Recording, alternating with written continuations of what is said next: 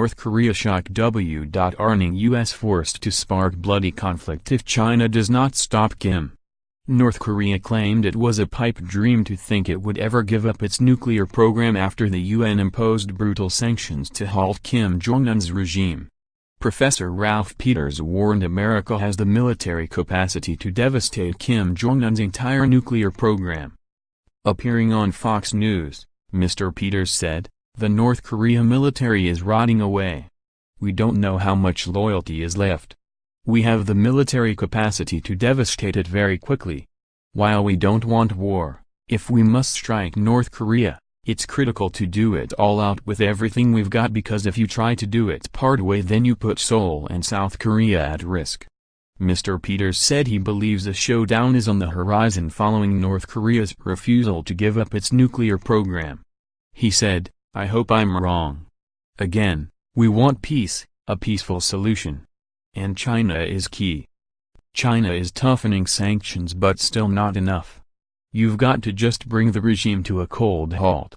If China won't do that, then I'm afraid as early as 2018 we may see bloody, violent conflict on the Korean peninsula, and not because we want it, we don't."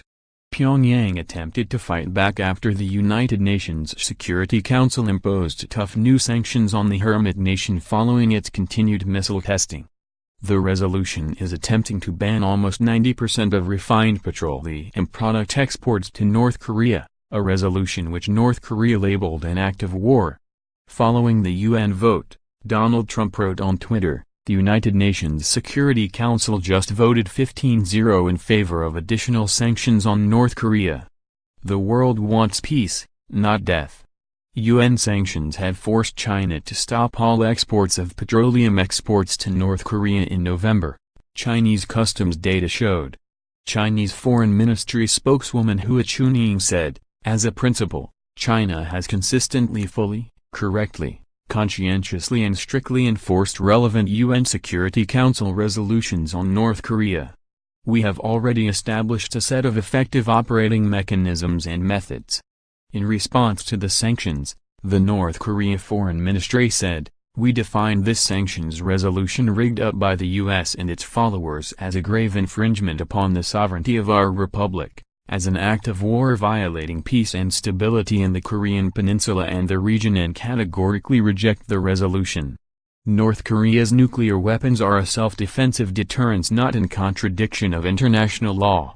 We will further consolidate our self-defensive nuclear deterrence aimed at fundamentally eradicating the U.S. nuclear threats, blackmail and hostile moves by establishing the practical balance of force with the U.S."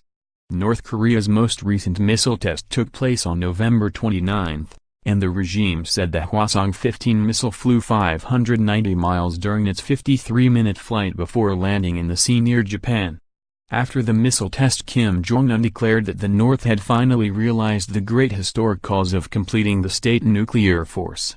In response to the test, the U.S. president has promised to take care of the situation in a huge warning to Kim Jong-un.